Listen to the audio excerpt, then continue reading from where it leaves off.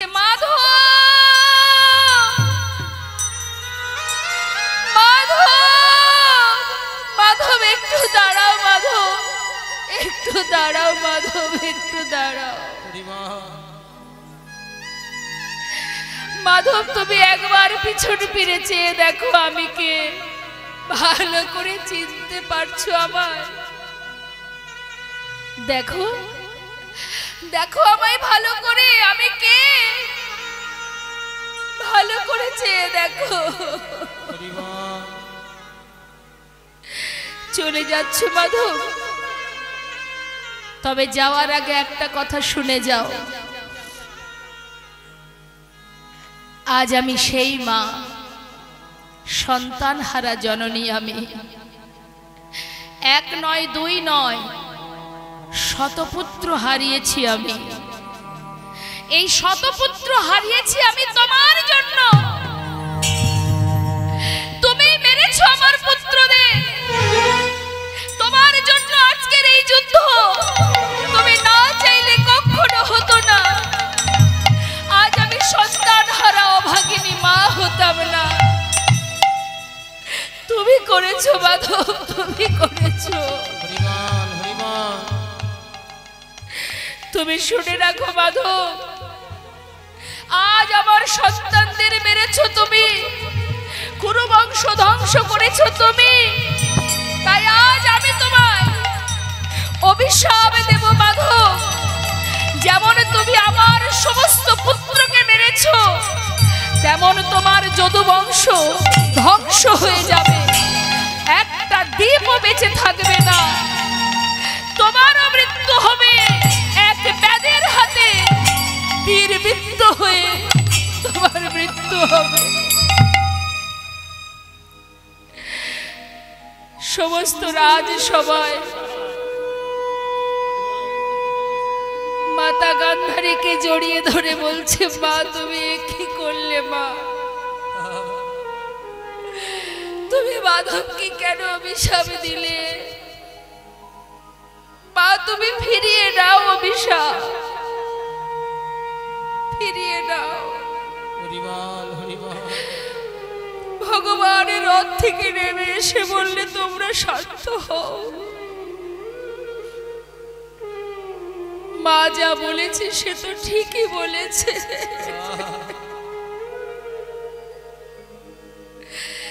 কুরুক্ষেত্রে যুদ্ধের জয়ের আনন্দ যেমন আমি পেয়েছি তেমন পরাজয়ের যন্ত্রণাও আমি পেয়েছি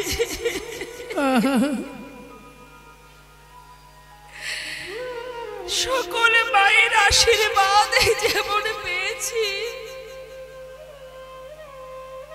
তেমন সকল মায়ের অভিশাপ আমি মাথায় নিতে চাই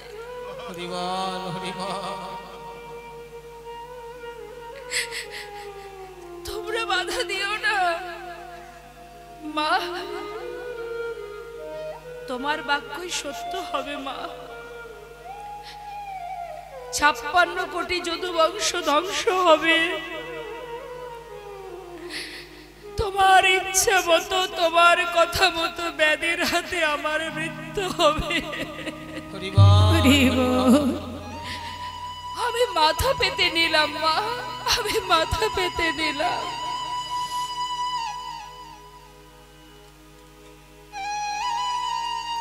ধর্ম রক্ষার্থে ভগবান কৃষ্ণ ধর্মের জয় নিজের নিজের মাথা পেতে নিলেন আজ ধর্মের জয়ের কারণে যদি আমার মৃত্যু হয় আমি তাতেও রাজি জগতে জীবকে বুঝিয়ে দিয়ে গেলেন ওরে জীব সবার অভিশাপ আমি যেমন নিয়েছি সবার আশীর্বাদও আমি নিয়েছি আজ ভগবান যেই না দ্বারকা ছেড়ে আহা বৃন্দাবন ছেড়ে দ্বারকায় গেল এই 56 কোটি যদু বংশ কুরু বংশ তো কুরুক্ষেত্রের মাঠে শেষ হয়েছে আর যদুবংশ 56 কোটি যদুবংশ তারাও শেষ হয়েছে। কিভাবে হয়েছে মা? 56 কোটি যদুবংশের সন্তান, ভগবানের সন্তান, তারা যখন পরিপূর্ণ যৌবন বয়স, তারা এতটাই উদ্ধত হয়েছিল, এতটাই উদ্ধত বাবা, তাদের লঘুগুরু জ্ঞান ছিল না, সম্মান করত না গুরুজনকে, মর্যাদা দিত না। তাই সেই সকল সন্তানেরা যখন যৌবন বয়স, তাদের কাউকে শ্রদ্ধা ভক্তি করত না। তাই সেই সকল সন্তানের মধ্যে একটি সন্তান অনেকটা দেখতে মেয়েদের মতো, যার নাম সম্ভব। মেয়েদের মতো দেখতে বলে তাকে কাপড় পরিয়ে পেটের মধ্যে একটা কড়া বেঁধে জঙ্গলে মুনি ঋষিদের কাছে নিয়ে গিয়ে সেই মুনি ঋষিদেরকে বিরক্ত করছে ওই ভগবানের সন্তান, 56 কোটি যদুবংশের সন্তানেরা। সেই মুনি ঋষির কাছে কি দুর্বাসা মুনি ধ্যানে মগ্ন, সেখানে গিয়ে বলছে, অমনিবার যুগ যুগ ধরে সাধনা করছো, এর পেটে কে আছে বলতে পারো? মুনি ঋষি বলছে, তোমরা ঘরে ফিরে যাও বালক, আমাদের এইভাবে বিরক্ত করো না, যাও ঘরে চলে যাও। কেন যাব? সাধনা করছো যুগ যুগ ধরে, এর গর্ভে কে জন্ম নেবে সেটা বলতে পারবে না, ছেলে না মেয়ে? বলো বলো, যত সময় না বলবে যাব না। তখন সেই মুনি ঋষি বলে উঠলেন, তবে শোন বালক, যখন এতটাই উদ্ধত হয়েছিস তোরা, তবে শুনে নে এর গর্ভে কে জন্ম নেবে। এর গর্ভ থেকে যে জন্মগ্রহণ করবে তার হাত দিয়ে তোদের এই 56 কোটি যদুবংশ ধ্বংস হয়ে যাবে। দেখতে দেখতে যখনই বাবা পেটের ভিতরে যে কড়াটা বেঁধেছিল পেটের উপরে, সেটা ফাল হয়ে প্রসবিত হল। আর সেই ফালটা নিয়ে গোবিন্দের কাছে যেই না গেলেন, ভগবান দেখেই তার পূর্বের কথা মনে পড়ে গেছে। সেই ফালটাকে হাতে করে নিয়ে ভগবান বললেন, বালক তোমরা এক কাজ করো, প্রভাস নদীর তীরে গিয়ে এই ফালটাকে পাথরে ঘষে ঘষে এটাকে শেষ করে দাও। সেই ফালটা নিয়ে যখন পাথরে ঘষছে, তখন বাবা ওই ফাল থেকে যে ফেনাটা বাহির হচ্ছে, ওই ফেনাটা ওই নদীর ধার বরাবর, জলের ধার বরাবর যাচ্ছে, আর নল খাগড়ার গাছ তৈরি হচ্ছে। এইভাবে ঘষতে ঘষতে যখন আর এতটুকু বাকি, তখন মনে মনে ভাবছি, এটা দিয়ে আর কি বা হবে আমাদের, কিভাবে মারবে, এটা দিয়ে আর কি করে মারবে আমাদের। সেটা নিয়ে জলের মধ্যে ফেলে দিয়েছে। আর খেয়েছে কে? যেই না জলের ভিতরে প্রভাস নদীর জলে ফেলে দিয়েছে, সেটা খেয়েছে একটি মাছ, যার নাম রাঘব বোয়াল। বোয়াল মাছে খেয়েছে বাবা। এখন বোয়াল মাছে খেয়েছে, আর এদিকে ধীবরেরা মাছ ধরতে গিয়ে জালের ভিতরে সেই মাছটাকে তুলেছে। মাছটাকে তুলে যখনই কর্তন করেছে মা, আবার পেটের ভিতরে দিয়ে সেই ফালটা বেরিয়ে এসেছে। এখন ধীবরেরা আর সেই ফাল দিয়ে কি করবে? তারা আবার সেটাকে নিয়ে জঙ্গলে ছুঁড়ে ফেলেছে। আর যেই না জঙ্গলে ফেলে দিয়েছে, সেখান থেকে কুড়িয়ে পেয়েছে জরা নামের এক ব্যাত। এই জরা নামের ব্যাতটাকে, ইনি হচ্ছেন বালির পুত্র অঙ্গদ। প্রভু রামচন্দ্র যখন মা সীতাকে উদ্ধার করতে যান, তখন ওই বালিকে হত্যা করেছিলেন। যে যখন বালিকে হত্যা করেছিলেন পিছন থেকে, সামনে দিয়ে নয়, পিছন দিক থেকে তীর মেরে হত্যা করেছিলেন। কিন্তু ওই অঙ্গদ, বালির পুত্র, এই অঙ্গদ সে কিন্তু জানতো না। মা সীতাকে উদ্ধার করার জন্য প্রভু রামচন্দ্রকে বিভিন্নভাবে সহযোগিতা করেছিলেন অঙ্গদ। তাই প্রভু রামচন্দ্র খুশি হয়ে বলেছিলেন, অঙ্গদ তুমি আমার এত বড় উপকার করেছো, তোমার সেবায় আমি খুব খুশি, তুমি আমার কাছে বর চেয়ে নাও। তখন অঙ্গদ বলেছিলেন, হে দয়াময়, যদি তুমি বর দেবে তবে এই বর দাও আমায়, যেজন আমার পিতাকে পিছন থেকে তীর মেরে হত্যা করেছিল, আমিও যেন তাকে তীর মেরে হত্যা করতে পারেনি। তাই গৌর হরি। সে তো আর জানতো না যে প্রভু রামচন্দ্রই আমার পিতাকে মেরেছে।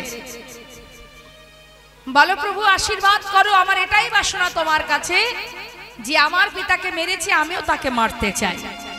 ভগবান বললেন তথাস্তু। এই তো বাবা ভগবান, ভক্তের বাঞ্ছা পূর্ণ করাই তার কাজ। আমা আমাদের যদি কোনো কিছুতে স্বার্থে এতটুকু আঘাত লাগে আমরা কিন্তু সেখান থেকে চলে যাই, আমরা থাকি না বাবা। তাহলে ভগবান মা সীতাকে উদ্ধার করার জন্য বালিকে হত্যা করেছিলেন। আজকে তার পুত্র যখন বর চাইলেন, ভগবান তো স্বার্থপরতা করতে পারতেন যে এবার আমি দিতে পারবো না। এটাই তো ভগবান, এই তো সেই বাঞ্ছা কল্পতরু। যে বিষ্ণু তার বামের লক্ষ্মীকে সুতাপা ঋষিকে দিয়েছিলেন, সুতাপামণিকে। সুতাপামণি সাধনা করেছিলেন তোমার বামে যে লক্ষ্মী তাকে আমি আমার পত্নী রূপে পেতে চাই। একবার বলুন তো মা, ভক্ত চেয়েছে কাকে? ভগবানের বামে যে লক্ষ্মী তাকে চেয়েছে। কোন রূপে? পত্নী রূপে, স্ত্রী রূপে। ভগবান তো বলতেই পারতেন আমি এবার দেব না। ভক্ত বলে উঠলেন আমি সাধনা করেছি, তুমি আমার সাধনায় সন্তুষ্ট প্রভু, তোমার নাম বাঞ্ছা কল্পতরু, ভক্তের বাঞ্ছা পূর্ণ করো তুমি। আজ যদি আমার এই বর তুমি না দাও তাহলে আজ থেকে তোমার নাম বাঞ্ছা কল্পতরু, তুমি এটা মুছে দাও। ভগবান ভক্ত ছাড়া আর কিছু জানে না মা। তিনি বলেন ভক্ত আমার মাতা, ভক্ত আমার পিতা, ভক্ত আমার গুরু। ভক্ত ভালোবেসে নাম দিয়েছে বাঞ্ছা কল্পতরু। ভক্ত দিলে খায়, না দিলে উপবাসে যায়। ভক্তের হাতে প্রেমের ডোরি, ভক্ত আমাকে যেদিকে ঘোরায় আমি সেই দিকে ঘুরি। এই তো ভগবান যে কখনো কখনো কোনো সময়ের জন্য নিজের সুখের চিন্তা করে না, জীবের কল্যাণ সন্তানের কল্যাণের জন্য নিজেকে বিলিয়ে দিয়েছেন। মা লক্ষ্মী বললেন ওরে সুতাপা, পৃথিবীতে এত কিছু থাকতে তুই আমাকে পত্নী রূপে চাস? তবে তুইও শুনে নে, আজ থেকে তুই হবি নপুংস।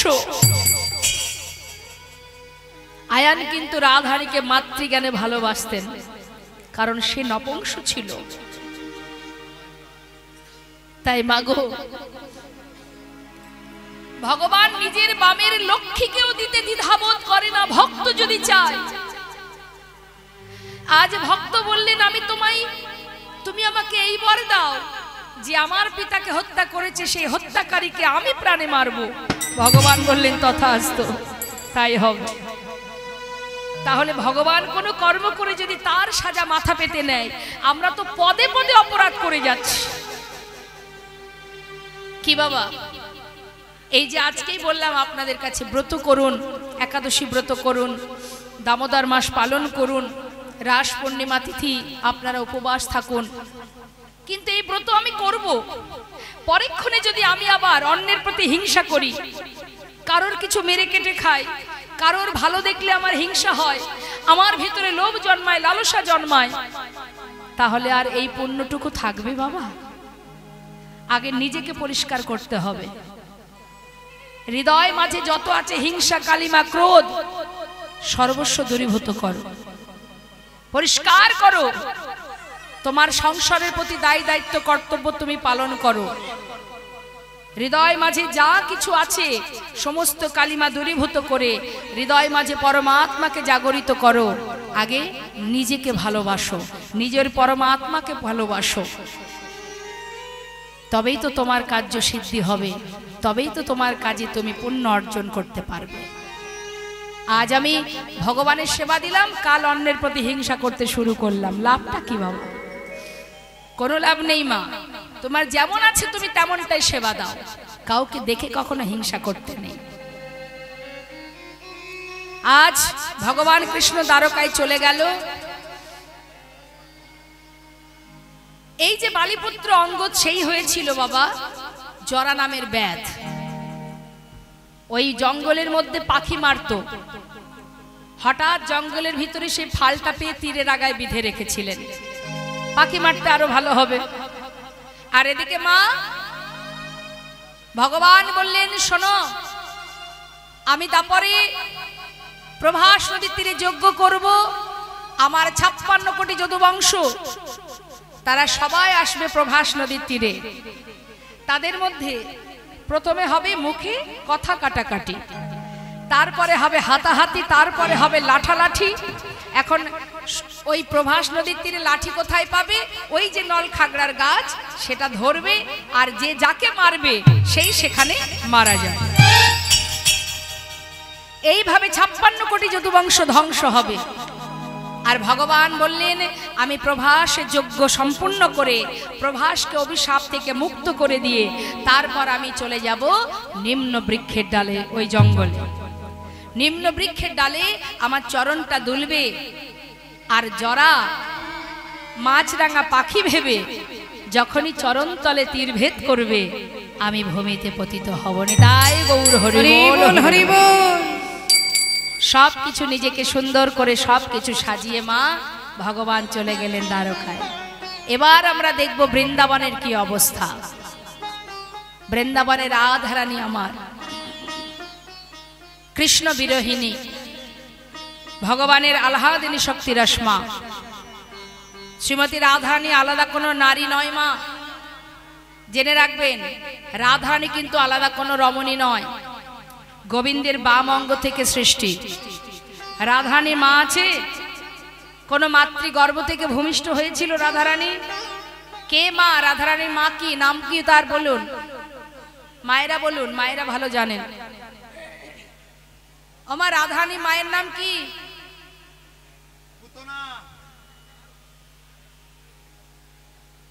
কৃত্তিদা দেবী। কে বললেন কথাটা? বাবা। আমার মায়েরা বলতে পারছে না। মা জানেন না রাধারানীর মা কে? জানেন না? আচ্ছা বলুন, রাধারানীর বাপের বাড়ি কোথায়? বাবা বলবেন না। বর্ষানা। শ্বশুর বাড়ি কোথায়?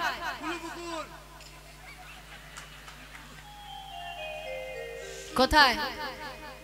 রাধারানীর শ্বশুর বাড়ি কোথায় জানেন না? বৃন্দাবনে।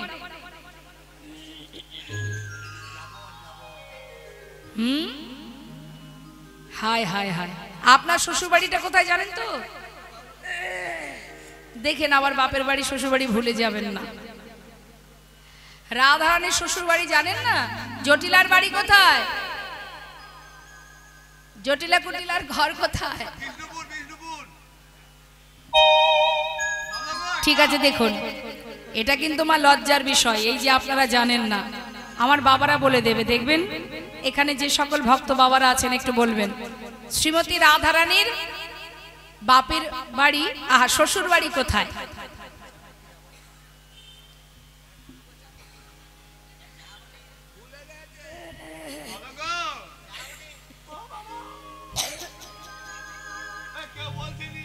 আচ্ছা জটিলা কুটিলার বাড়ি কোথায় সেটা তো জানেন? বৃন্দাবনে কে কে গেছেন একটু হাত তুলে দেখান।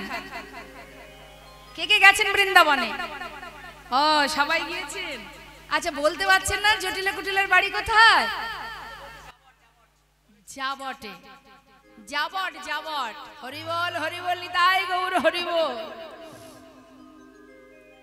জটিলা কুটিলার বাড়ি যাবটে, রাধারানীর শ্বশুর বাড়ি যাবটে। যে যাবটের পাশ দিয়ে গিরি গোবর্ধন পর্বতের কাছে ভগবান কৃষ্ণ প্রতিদিন গাভীকে নিয়ে যেত, আর ওই যাবটে চন্দ্রশালিকায় বসে রাধারানী গোবিন্দকে দর্শন করতেন।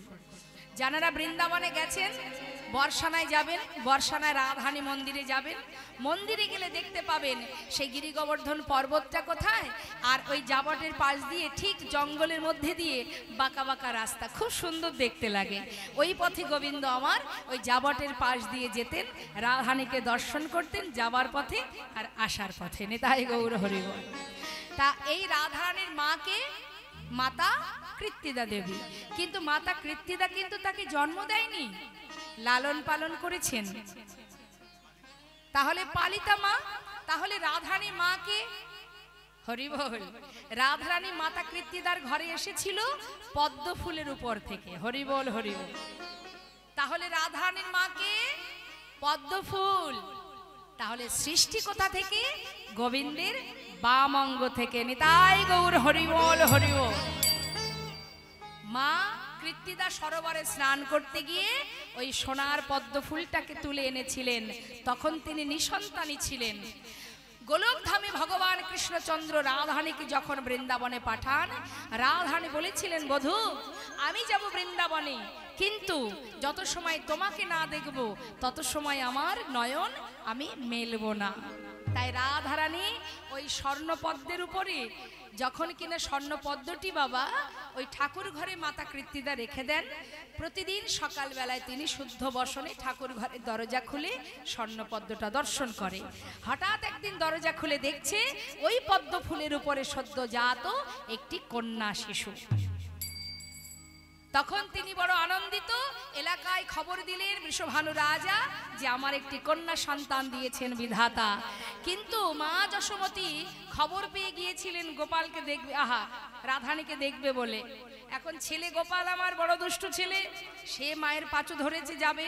এখন যখন কিনা মা যশোমতী দেখছে যে রাধারানী শুনেছি নাকি অন্ধ, চোখে দেখে না, আমার ছেলেটাকে যদি নিয়ে যায়, যদি তার ছোঁয়া লেগে আমার ছেলেটারও কোনো ক্ষতি হয়, সব মা বাবারাই এটা ভাবে। গোপালকে নিয়ে যাবে না, আর গোপাল কিছুতেই শুনবে না, না গেলে তো রাধারানী চোখ খুলবে না। যার কারণে গোবিন্দ বারবার মায়ের আঁচল ধরে টানছে। মা দেখছে দুষ্ট ছেলে কথা শুনছে না, তাই জোরপূর্বক গোপালকে নিয়ে যায়।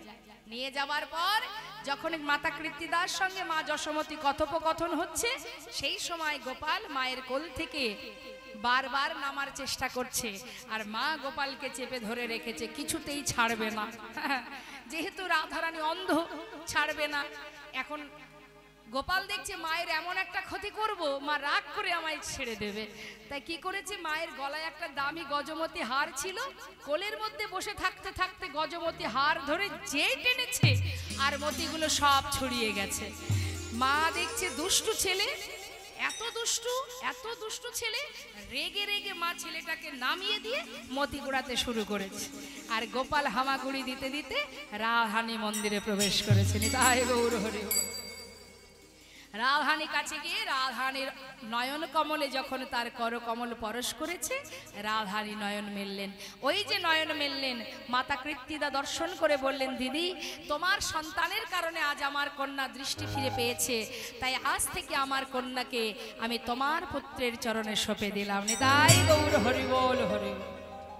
তাই বাবা, এ তো রাধা গোবিন্দের মধুর লীলা। আজ আমার সেই রাধারানী কৃষ্ণ বিরোহিনী আজ বৃন্দাবনে নয়নের জলে বুক ভাসিয়ে কাঁদছে। আর এদিকে দেবর্ষি নারদ তিনি বীণা বাজাতে বাজাতে আসছে বৃন্দাবনে সাধু সঙ্গ করবে বলে। আর আমার রাধারানী তিনি সুন্দর করে মৃত্তিকার উপরে, মানে মাটির উপরে চোখের জল ওই মাটির উপরে দিয়ে মাটিটাকে ভিজিয়ে সেই মাটির উপরে বধূর চিত্র অঙ্কন করছে। কিভাবে আঁকছে? এখানে অনেকেই আছে হয়তো যারা ছবি আঁকে, কই দেখি একটু হাত তুলে দেখান কে ভালো ছবি আঁকতে পারে।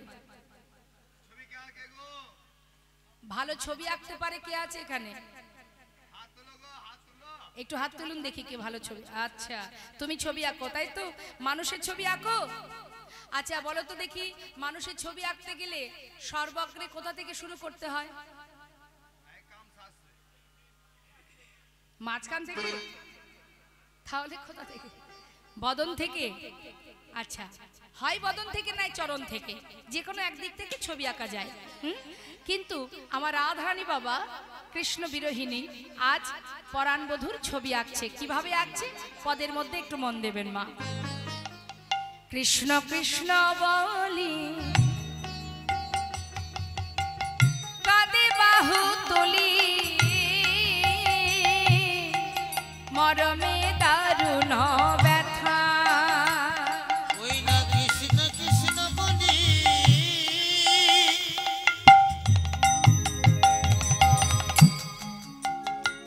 ওরাই কাঁদে বাহু তুলি,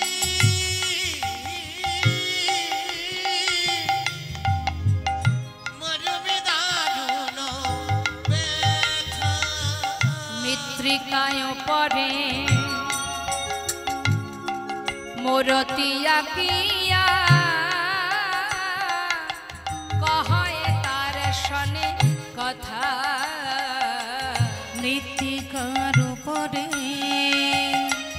ওই মূরতি আঁকিয়া কহে তার শনে কথা বলে একবার বধূ তুমি কথা বলো বলে একেবারে বধূ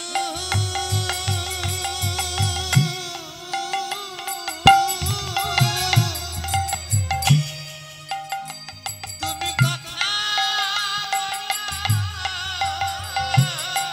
ফিরে আসো কি বা নাইবা আসো। একবার বধূ কথা বলো ফিরে আসো কি বা তুমি নাইবা আসো একবারে বধূ কথা বলো মৃত্তিকায় পরে মোরতিয়া কিয়া কহে তার শনে কথা মৃত্তিকার উপরে মূরতি আঁকিয়া কহে তার শনে কথা। এই হচ্ছে ভালোবাসা। মায়েরা মন দিয়ে শুনুন, রাধারানী চিত্র অঙ্কন করে বলছে বধূ, বধূর ছবি আঁকছে আর বলছে বধূ তুমি ফিরে আসো বা না আসো তাতে কোনো ক্ষতি নাই, অন্তত একটু কথা তো বলো। এই হচ্ছে ভালোবাসা। তুমি আসতেও পারো নাও পারো, আমার তাতে কোনো দুঃখ নেই, কিন্তু একটু কথা বললেই আমি খুশি। আর আমরা আমাদের স্বামীদের কি বলি, এই শোনো এই পথে যাবে না, এর দিকে তাকাবে না, খবরদার ওই দিকে যাবে না, বলি না? দেখুন ভালোবাসা কাকে বলে। বধূ তুমি আসো বা না আসো তাতে কোনো দুঃখ নাই, একটু কথা তো বলো। শ্রীমতী রাধারানী চিত্র অঙ্কন করছে, কেমন করে আঁকছে? সর্বাগ্রে কোথায় আঁকছে মা? মাঝখান থেকে আঁকিয়া সে কোটি পরাই ধটি কত না যতন করি দেখো আঁকিয়া সে কুটি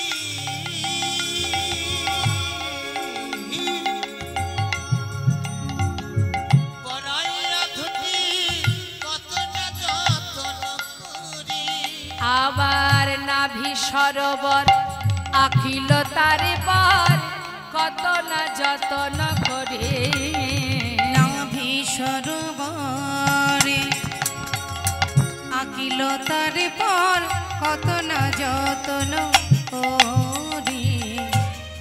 আগে কোমরটা এঁকেছে, তারপরে নাভি সরোবর এঁকেছে।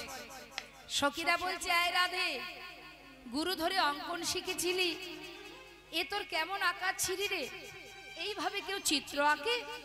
আরে বাবা, হয় মস্তক থেকে না হলে চরণ থেকে শুরু করে, তুই মাঝখান থেকে চিত্র অঙ্কন করছিস, নিশ্চয়ই তুই সব ভুলে গেছিস বল। শ্রীমতী রাধারানী বলেছে ললিতা রে, না না আমি চিত্র অঙ্কন ভুলি নাই। তাহলে বদন থেকে আঁকলি না কেন? ওরে ললিতা ওরে বিশাখা, যদি আমার পরাণ বধুর বদন আঁকি, আমার বধুর জোড়া ভুরু আর বাঁকা নয়ন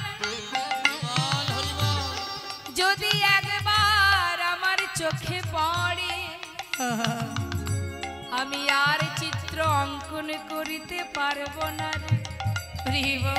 আচ্ছা আচ্ছা আচ্ছা বুঝলাম, তোর বধুর চোখে চোখ পড়লে তুই আর আঁকতে পারবি না, ঠিক আছে, চরণ থেকে আঁকতে পারতিস, মানলাম। বদন থেকে আঁকতে পারবি না, তোর বধুর নয়ন পানে নয়ন দিলে তোর কষ্ট হবে, তাই তুই পারছিস না, তাহলে চরণ থেকে তো আঁকতে পারতিস। শ্রীমতী রাধারানী বলেছে ললিতা ওরে বিশাখায় ওরে মরম সখী, এই বৃন্দাবনে আমার বধূ আমায় ছেড়ে চলে গেছে, যদি আবার আমি চরণাকি সেও যদি আমায় ছেড়ে চলে যায়, আমি কি নিয়ে বাজিব সখী? তাই তো আমি চরণাকি নাই। সখীরা বলে উঠলেন, রাধে রাধে রাধে, তোর মতো ভজন কে বা জানে বল। শ্রীমতী রাধারানী বলছে, সখী ধৈর্য ধরে অপেক্ষা কর, দেখ আমি চিত্র অঙ্কন করছি, ভালো করে দেখ। শ্রীমতী রাধারানী ছবি আঁকছে। মা কি আঁকলো? নাভি সরোবর হলো, এরপর বাহু দুটি আঁকে,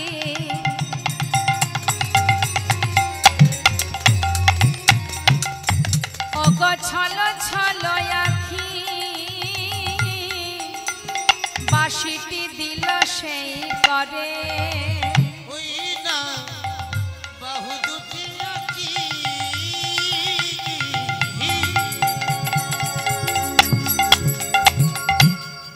তার ছলো ছলো আঁখি, আর বাঁশিটি দিল সেই করে। আবার কণ্ঠ কুম্ভ কিবা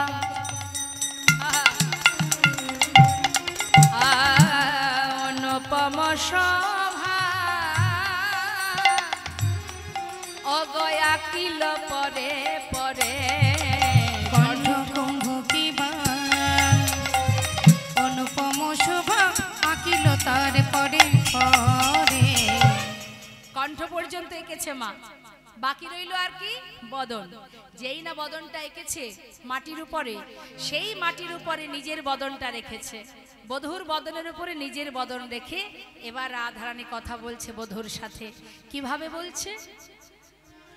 মুখে মুখ দিয়া কাদিয়া কাদিয়া কহই তার সনে কথা, মুখে মুখ দিয়া কাঁদিয়া কাঁদিয়া কহই তার সনে কথা। কহে যদুনা ও গো প্রাণনা, দেখো হে রাধার ব্যথা, কহে যদুনা, ওহে প্রাণনা, দেখিবার দেখো না রাধার ব্যথা। তুমি একবার সে দেখে যাও গো, তুমি একেবারে সে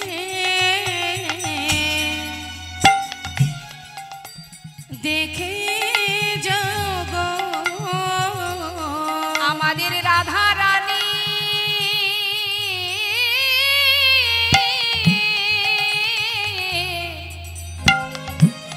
ও সে কেমন আছে, তুমি একবার সে অগ দেখে যাব। আমাদের রাধারানী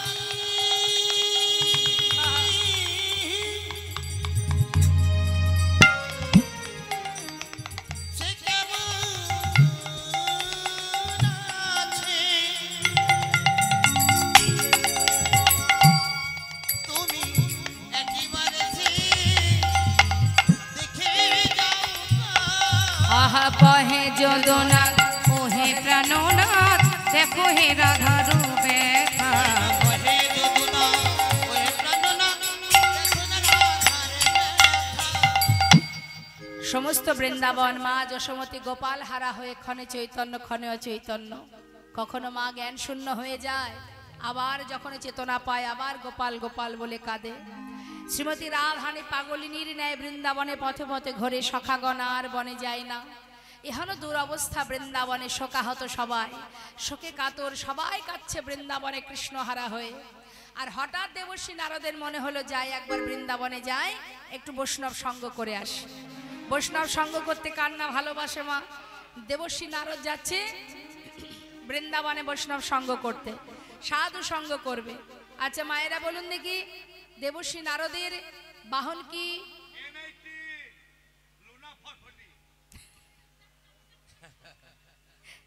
মায়েরা বলুন। ঢেকি। দেবর্ষী নারদ যাচ্ছে ঢেকির পিঠে চড়ে বৃন্দাবনে। বিধির নন্দনয়াজি চিন্তা মনে মনে, বিধির নন্দনয়াজি চিন্তা মনে মনে,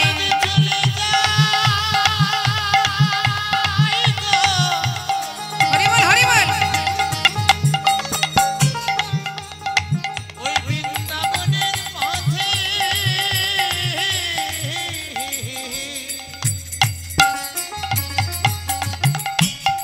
ও নারদ চলে যায় যাই গো, হে হে হে হে হে হে। বিধির নন্দনয়াজি চিন্তা মনে মনে,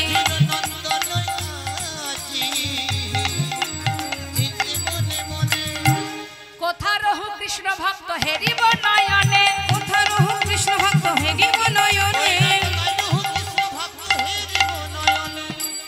এত চিন্ত দেবী ঋষি ঢেকিতে চড়িয়া, এত চিন্ত দেবী ঋষি ঢেকিতে চড়িয়া, দেখিতে দেখিতে যায় উলসিত হইয়া, দেখিতে দেখিতে যায় উল্লসিত হইয়া, চারিদিকে দেখতে দেখতে যাচ্ছে কোথায় সাধু সঙ্গ পাবো, যেখানেই সাধু সঙ্গ পাবো সেখানেই চলে যাব। মনের আনন্দে ঢেকির পিঠে ঢেকিতে চড়ে খুঁজছে মা। আর যাচ্ছে উদ্দেশ্য কোন দিকে? বৃন্দাবনের দিকে। বৃন্দাবনের দিকে যাচ্ছে, লক্ষ্য দিতে দিতে যাচ্ছে কোথায় পাবো সাধু সঙ্গ। এখন হঠাৎ একটা তাপ এসে তার গায়ে লেগেছে। যেই না তাপ লেগেছে গায়ে, চারিদিকে খুঁজছি তাপটা কোথা থেকে আসছে, কিসের তাপ এটা? হ্যাঁ, আমরা যেমন পথে যেতে গিয়ে যদি কোথা থেকে একটু তাপ লাগে আমরা ভাবি না কি জানি কোথাও আগুন লেগে গেল কিনা, এত তাপ কিসের? তা এখন দেবশ্রী নারদ চারিদিকে তাকিয়ে তাকিয়ে দেখছে, তপ্তদর্শী দেবী ঋষি চারি পানে চায়, তপ্তদর্শী দেবী ঋষি চারি পানে যায়, কোথা হতে তাপ আসি লাগে মোর গায়ে, কোথা হতে তাপ আসে লাগে মোর গায়ে, কোথা হতে তাপ আসি লাগে মোর গায়ে। কিসের তাপ? এত তাপ কিসের? একটু একটু করে বৃন্দাবনের ভিতরে যেই না প্রবেশ করেছে, বৃন্দাবনের ভিতরে প্রবেশ করে দেখছে এ যে সে তাপ নয় বাবা, বিরহের তাপ। নেতাই গৌর হরি বল। বিরহের তাপ, সবাই কাঁদছে গোবিন্দের জন্য। আর সেই বিরহের তাপ দেবর্ষী নারদের অঙ্গে। দেবর্ষী নারদ দেখে অবাক হয়ে গেল। আমি ভাবতাম আমি মনে হয় প্রভুর বড় ভক্ত, বৃন্দাবনে না এলে আজ বুঝতে পারতাম না বৃন্দাবনবাসী গোবিন্দকে কত ভালোবাসে। এক দৃষ্টিতে তাকিয়ে আছে, মা যশোমতী কাঁদছে, সখাগণ কাঁদছে, ব্রজবাসী কাঁদছে, রাধারানী কাঁদছে। দেবর্ষী নারদ দেখে হন্তদন্ত হয়ে চঞ্চল হয়ে গেল। দেবর্ষী, হে দয়াময়, হে প্রভু, হে তোমার কেমন লীলা, এ তোমার কেমন লীলা। তবে এটাই কি তোমার ধর্ম যে তোমাকে ভালোবাসে তুমি তাকেই কি কাঁদাও? এ তোমার কেমন লীলা প্রভু। আরে কত কাঁদাবে তো তোমার ভক্তকে। আজ তুমি সবাইকে ছেড়ে দ্বারকায় গিয়ে তুমি রাজপ্রাসাদ নিয়ে রাজ্য সিংহাসন দখল করে বসে আছো, বেশ তো সুখে আছো তুমি। তবে বলো বলো প্রভু, এদেরকে কাঁদিয়ে রাজা হয়ে বসে থেকে তোমার কত সুখ, কত আনন্দ ভোগ করছো তুমি। আমি যে আর পারছি না দয়াময়। আজ আমি নিজে গিয়ে দেখতে চাই যে সবাইকে কাঁদিয়ে তুমি কত সুখে আছো। দেবর্ষী নারদ নিজের বীণাকে বলছে, বীণা রে, যে নাম এতদিন করেছিস ভুলে যা সেই নাম। যে নাম করলে সারা জীবন কাঁদতে হয় সেই নাম ছেড়ে দে। এই নাম আর করবি না, আজ থেকে রাধা নাম কর। বল বল যন্ত্র নিজের বীণাকে বলছে দেবর্ষি, বল বল যন্ত্র রাধা নামে মন্ত্র, বল বল যন্ত্র রাধা নামে মন্ত্র, যাগ যজ্ঞ ব্রত পূজা কিছু নাহি বল বল যন্ত্র রাধা নামে মন্ত্র,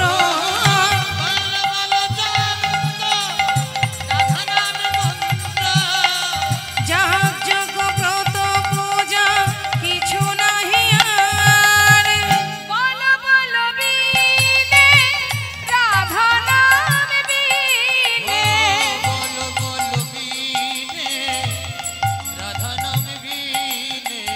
এ ত্রিভুবনে কিছু নাহি বল বল তাই গৌর হরি বল হরি রাধা বল। নামে মন্ত্র,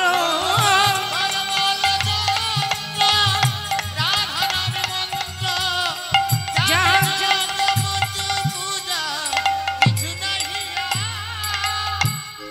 বৃন্দাবনে সবাইকে কাঁদতে দেখে দেবর্ষি নারদ নিজের বীণাতে রাধা নাম গাইতে গাইতে বৃন্দাবন ছেড়ে চললেন এবার দ্বারকায়।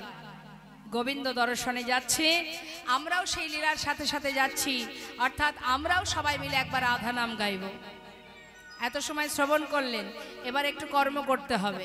চলুন সবাই যায়, দ্বারকায় যেতে হবে তো মা, হ্যাঁ রাধা নাম গাইতে গাইতে যাব দ্বারকায়। তুলুন সবাই দুটি বাহু, সবাই তুলবেন, প্রত্যেকে হাত তুলবেন।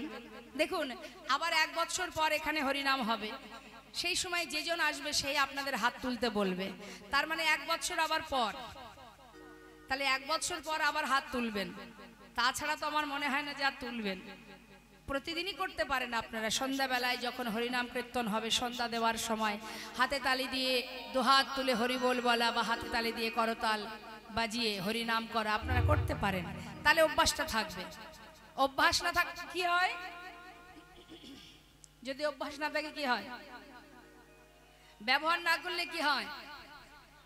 মনে করুন আজকে একটা ধারালো অস্ত্র ধার দিয়ে নিয়ে এলাম, নিয়ে এসে সেটাকে আলমারিতে 1 বছর তুলে রাখলাম, 1 বছর পরে যে যদি সেটাকে বাহির করি সেটাতে কাজ হবে? তা বাবা যে কোনো কিছু সব কিছুরই কিন্তু একটা নিয়ম আছে, প্রতিনিয়ত সেটাকে ব্যবহার করা। এই যে দুটি হাত তুলে হরিবোল বলা, এটা যদি নিয়মিত প্রতিদিন আমাদের অভ্যাস থাকে তাহলে কীর্তনিয়াদের বলতে হয় না হাত তুলুন বলা লাগে না। যেহেতু অভ্যাস নেই সেই কারণে বলতে হয়। তা আজকে দিনে অন্তত হাত তুলুন। 2 হাত তোলা মানে ভগবানের চরণে নিজেকে সমর্পণ করা। তা তুলুন হাত, প্রত্যেকে তুলেছেন, হাতে তালি দিয়ে সবাই মিলে আমার সঙ্গে গাইবেন। হ্যাঁ, রাধে রাধে রাধে রাধে রাধে রাধে বল, রাধে রাধে রাধে রাধে রাধে রাধে বল বলো, রাধে রাধে রাধে রাধে রাধে রাধে বল, রাধে রাধে রাধে রাধে রাধে রাধে বল,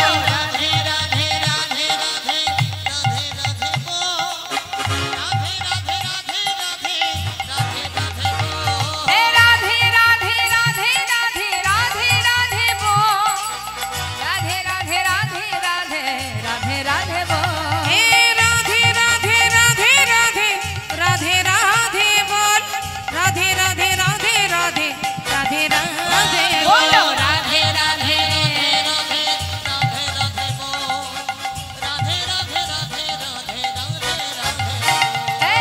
বৃন্দাবন কি, রাধে রাধে যমুনা মাই কি। আপনার রাধে রাধে বলবেন আর আমি এক একটি জায়গার নাম বলবো। তুলুন হাত, প্রথম থেকে হবে আবার। হ্যাঁ, জোরে জোরে বলবেন, যত সময় জোরে জোরে না বলবেন তত সময় এক জায়গায় দাঁড়িয়ে থাকবো। বৃন্দাবন কি, বৃন্দাবন কি, বৃন্দাবন কি, যমুনা মাই কি, राधा कुंड की, श्याम कुंड की, गोविंद कुंड की, भंडीवन की, राधा कुंड की, केशी घाट की, बंशी वन की, मोहन वन की, माधवी वन की, लौह वन की, तम्रवन की, कमल वन की, मोहन वन की, माधवी वन की, आगे पीछे दाहिने बाएं, बोल बोल में ऊपर नीचे, बोलो राधे राधे राधे राधे राधे राधे बोल। राधे राधे राधे राधे राधे राधे बोल। राधे राधे राधे राधे राधे राधे बोल। राधे राधे राधे राधे राधे राधे बोल।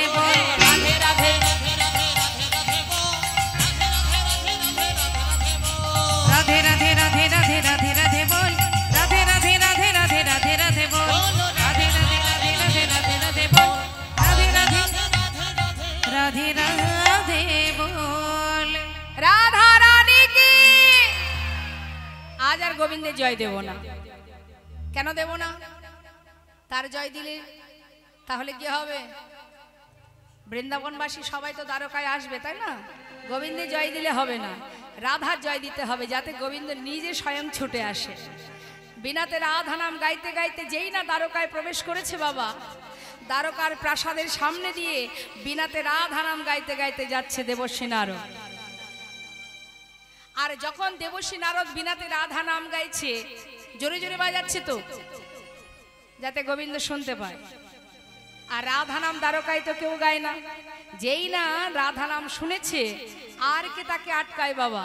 সোনার সিংহাসন পরিত্যাগ করে, পাগলের ন্যায় রাজ সিংহাসন পরিত্যাগ করে ভগবান এবার ছুটছে। অরে কেশ নালো রে রাধা নাম কেশ নালো রে। ওরে কৃষ্ণালো রে রাধা নাম কৃষ্ণালো রে। ওরে কেশ নালো রে রাধা নাম কেশ নালো রে। ওরে যার নাম শুনে এ প্রাণ, যার নাম শুনে এ প্রাণ আমার। যার নাম শুনে এ প্রাণ আমার। নাম শুনে এ প্রাণ আমার। আকুল কইল রে রাধা নাম রাধা নাম কৃষ্ণালো রে রাধা নাম কৃষ্ণালো রে। যখন এই প্রাসাদ পরিত্যাগ করে সদর দরজার বাইরে দরজায় পথের ধারে এসে দাঁড়িয়েছে, দেবর্ষী নারদকে বিনা বাজাতে দেখে ছুটে গিয়ে দেবর্ষী নারদের চরণে পড়েছে, প্রণাম করলেন। দেবর্ষী নারদ বললেন, হে প্রভু শান্ত হও। দেবর্ষী আমার প্রণাম গ্রহণ করুন। দেবর্ষী আমি বুঝতে পেরেছি বৃন্দাবন থেকে তুমি এসেছো। আমার বৃন্দাবনবাসী সবাই কেমন আছে? আমার মা যশোবতী, আমার রাধা রানী, আমার সখাগণ ব্রজবাসী, তারা সবাই কেমন আছে বলো? দেবর্ষী কেমন আছে? দেবর্ষী নারদকে সসম্মানে ভেতরে নিয়ে গিয়ে আসন পেতে বসতে দিয়েছে মা। পাতা আসনে বসে দেবর্ষী নারদ বলছে, হে রাজন, বৃন্দাবনবাসী কেমন আছে সে কথা পরের কথা। আমি তোমাকে দেখে অবাক হয়ে যাচ্ছি রাজন। এ কোন বিপদ এসেছে তোমার জীবনে? তোমার কি হবে উপায়? আমার কি হয়েছে রাজন? আর জীবনে কত অভিশাপ কুড়াবে? সবাইকে কাঁদিয়ে, প্রত্যেকটি মানুষকে কাঁদিয়ে, এই জগতের প্রত্যেকটি জীবকে কাঁদিয়ে সবার অভিশাপ যে তোমার মাথায়। আজ বৃন্দাবনবাসী তোমার জন্য সবাই কাঁদছে। প্রত্যেকের চোখের জল যেগুলো তোমার কাছে আজ অভিশাপ হয়ে দাঁড়াচ্ছে। মনে পড়ে সেই কুরুক্ষেত্রের কথা। মনে পড়ে সেই মাতা গান্ধারীর অভিশাপের কথা, যে সকল সন্তান প্রাণ হারিয়েছিল তাদের মায়ের আর্তনাদের কথা। সবার অভিশাপ যে তোমার মাথায় প্রভু, এই অভিশাপ থেকে তোমাকে উদ্ধার হতে হবে, এই পাপ থেকে তোমাকে মুক্ত হতে হবে। কি করব আমি দেবর্ষি? আমার কি করার আছে? তুমি বলে দাও, কি করলে আমার এই সমস্ত অপরাধ থেকে আমি মুক্তি পাবো?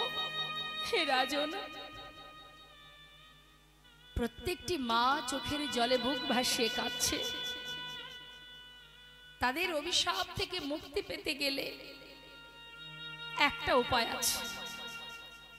হে রাজন, যজ্ঞ করো, যজ্ঞে সমস্ত ভক্তবৃন্দকে আমন্ত্রণ করো, সবাইকে দান ধ্যান করো। মুক্ত হস্তে দান করলে পাপ রাশি দূরীভূত হয়, পাপ তাপ দূরীভূত হয়। বেশ, তবে কিভাবে কি করতে হবে একবার বলে দাও দেবর্ষি। তুমি যা বলবে আমি তাই করব। তবে শুনে রাখো মহারাজ, শুধু এই যুগের ঘটনা নয়, ত্রেতা যুগে প্রভু রামচন্দ্র তিনিও যজ্ঞ করেছিলেন। ত্রেতায় রামের রাজা ছিল, অশ্বমের যজ্ঞ কইল। ত্রেতাতে রাম রাজা ছিল, অশ্বমের যজ্ঞ কইল। দানব্রত যজ্ঞ হবে এবে,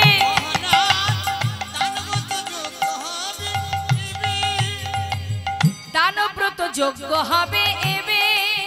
মহারাজ দানব্রত যজ্ঞ হবে এবে। এই যে যজ্ঞটি, এর নাম হবে দানব্রত যজ্ঞ। আর এই দানব্রত যজ্ঞে যে যা চাইবে তাকে দিতে হবে, তবে কৃপণতা করলে হবে না।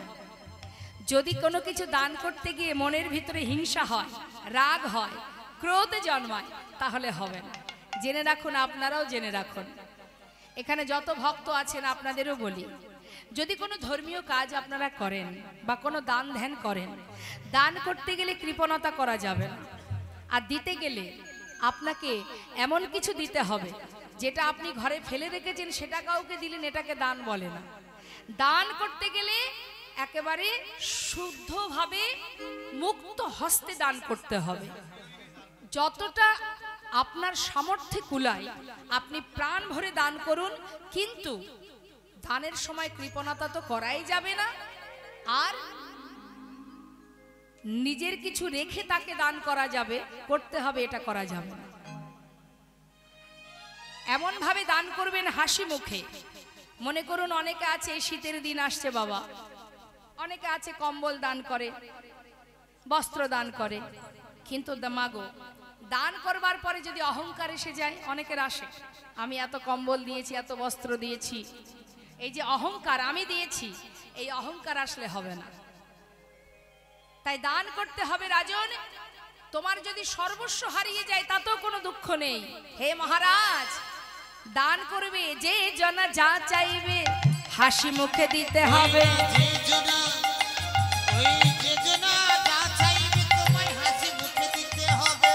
দান করিবে হাসি মুখে, মহারাজ দান করিবে হাসি মুখে।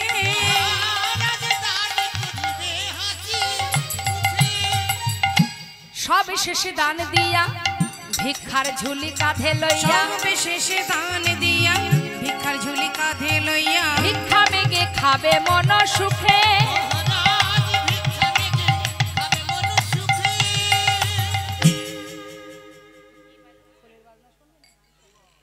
ভিক্ষা মেগে খাবে, দাঁড়ে দাঁড়ে ভিক্ষা করবে। কেমন? আরো বলি শোনো, ভিক্ষা করবে কিন্তু হাসি মুখে, মন খারাপ করে নয়। বোঝা গেল মা? কৃপণতা করা যাবে না, সরল মনে মুক্ত হস্তে দান করতে হবে। ঠিক আছে? আরো বলছি কি, দান সেটাই যেটা প্রিয় বস্তু, নিজের যেটা প্রিয় সেটা কাউকে দেওয়া, সেটাই হচ্ছে দান। তা বলছে শোনো মহারাজ, কেন তোমায় বললাম ভিক্ষা করে খাবে? এই যে তুমি দান ধ্যান করবে, যদি তোমার ভেতরে অহংকার আসে, সেই কারণে তোমার দানের অহংকার দূরে যাবে, তোমার দানের অহংকার দূরে যাবে, দানের অহংকার দূরে যাবে। দানে প্রতি রাইত রীতি, দানের অহংকার দূরে যাবে। দানে প্রতি রাইত রীতি, শোনো শোনো হে রাজন, দানে প্রতি হরিবল হরিবল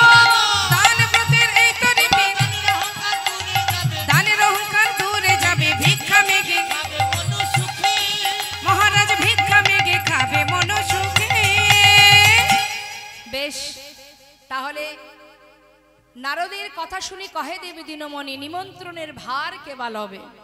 তাহা শুনে মোহন কয়, চিন্তা কেন দয়াময়, দেবর্ষিরে ভার দাও এবে। চিন্তা করছো কেন? নিমন্ত্রণের দায়িত্বটা দেবর্ষিকে দিয়ে দাও। কারণ মা, দেবর্ষি নারদ সারাদিন ওই ত্রিভুবন ঘুরে বেড়ায়, স্বর্গমত্ত পাতাল, কোথায় কোন গলি আছে না আছে, কোথায় কোন সাধু আছে, সব কিন্তু দেবর্ষির জানা।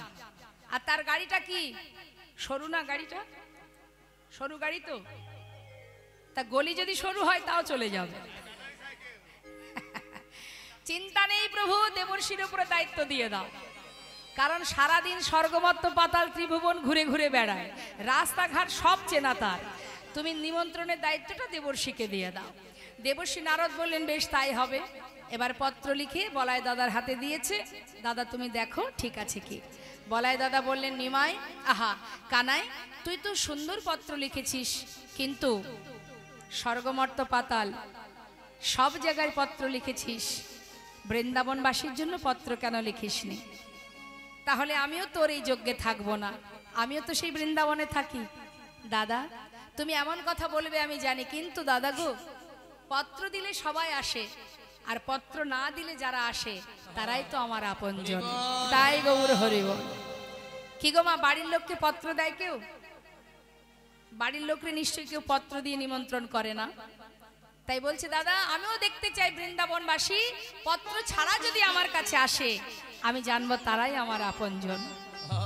এখন দেবর্ষি নারদ নিমন্ত্রণের দায়িত্বে চললেন মা, আর ভগবান তিনি বিশ্বকর্মাকে স্মরণ করে এবার যজ্ঞের ব্যবস্থা করতে শুরু করলেন।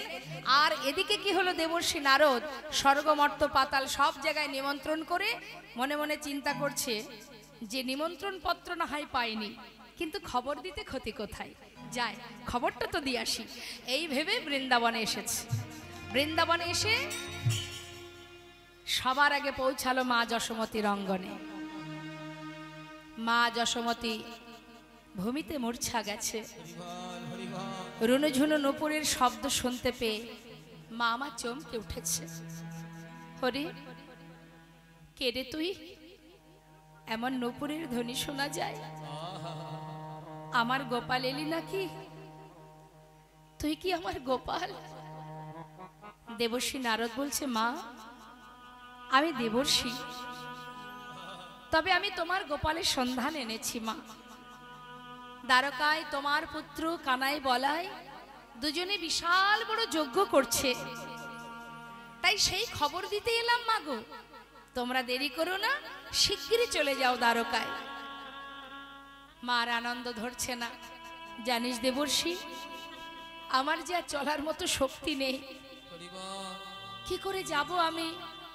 যেতে তো তোমাকে হবেই মা, তুমি আর দেরি করো না। এদিকে প্রেমময়ী রাধা রানী কৃষ্ণ বিরোহিনী পথে বসে কাঁদছে। ললিতা বিশাখা বলছে, রাধে রাধে, ওই দেখ ওই দেখ, দেবর্ষি নারদ এসেছে, চল আর দেরি করিস না। রাধে অরে বৃষভানু রাজনন্দিনী, রাধে রাধে রাধে রাধে রাধে, চল চল, দেবর্ষির কাছ থেকে আমরা খবরটা নিয়ে আসি তোর বধূ কেমন আছে। শ্রীমতী রাধা রানীর সখীদের সঙ্গে করে দেবর্ষির কাছে এসে বলছে, মণিবর একবার বলো আমার পরাণ বধূ কেমন আছে। কুশলে আছে, কুশলে আছে, তোমরা সবাই শোনো, সে অনেক ভালো আছে, বিশাল বড় যজ্ঞ করছে, তাই তোমরা আর দেরি করো না, এক্ষুনি যাত্রা করো। প্রভাসেতে যজ্ঞ করে কৃষ্ণ বলরাম, প্রভাসেতে যজ্ঞ করে কৃষ্ণ বলরাম, সেই যজ্ঞের সংবাদ দিতে আমি নারদ যে এলাম। যাও যাও প্রভাসের তীরে যাও, যাও যাও প্রভাসের তীরে যাও, যাও যাও প্রভাসের তীরে যাও, যাও যাও ওগো আর বিলম্ব করো না গো, যাও যাও প্রভাসের তীরে যাও, আর বিলম্ব করো না গো, যাও যাও প্রভাসের তীরে যাও, সেই যজ্ঞের সংবাদ দিতে। আহা, সেই যজ্ঞের সংবাদ দিতে নরকে এলাম। সবাইকে বার্তা দিয়েছে মা, খবর পাওয়া মাত্রই এবার রাধারানীর আনন্দ ধরছে না। সে চিন্তা করছে যে দেশে আমার বধূ নেই আমি আর সে দেশে থাকবো না, আমি আমার বধূর দেশে চলে যাব। তাই মনের খুশিতে রাধারানী পসরা সাজিয়ে সখী বেষ্টিত হয়ে বলছে, সখী রে আর কেন, চলে যাত্রা করি। রাধারানী খবর পেয়ে মনের আনন্দে বধূ দর্শনে যাচ্ছে বাবা, চিরতরে বৃন্দাবন ত্যাগ করে যাচ্ছে।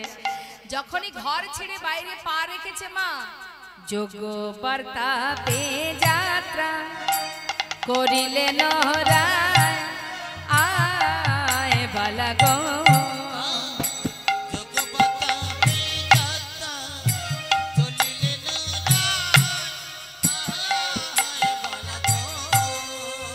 যোগ্য বার্তা পেয়ে যাত্রা করিলেন রায়, আয় বালা গো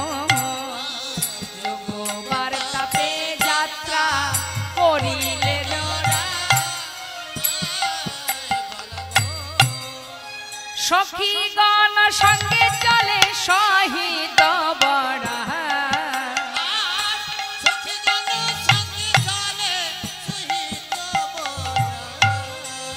যোগ্য বার্তা পেয়ে যাত্রা করিলেন রায়, যোগ্য বার্তা পেয়ে যাত্রা করিলেন রায়। রাধারানী যাত্রা করেছে, যেই না বাইরে পা রেখেছে বাবা, কোথায় ছিল কুলস্য কুটিলা ননদিনী। ননদিনী কি শুধুমাত্র বৃন্দাবনেই আছে বাবা? আমা কুটিলা কি শুধু বৃন্দাবনেই আছে? হরে কৃষ্ণ।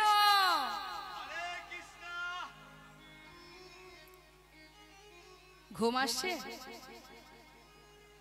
বলুন তো দেখি, কুটিলা কি শুধু বৃন্দাবনেই পাওয়া যায়? শুধু যে বৃন্দাবনেই কুটিলা আছে এটা ভাববেন না, সব সব জায়গায় আছে না?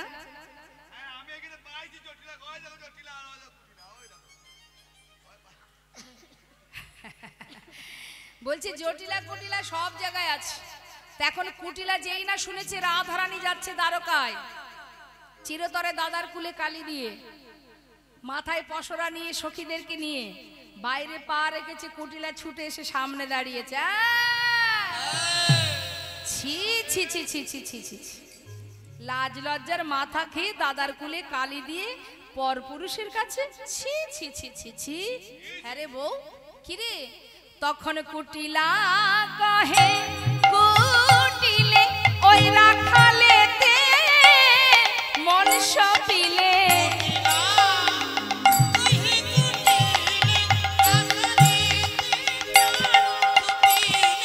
চিরকাল তোর কলঙ্ক গেল, ও না ও না, চিরকাল তোর রাধেল, চিরকাল তোর রাধেল।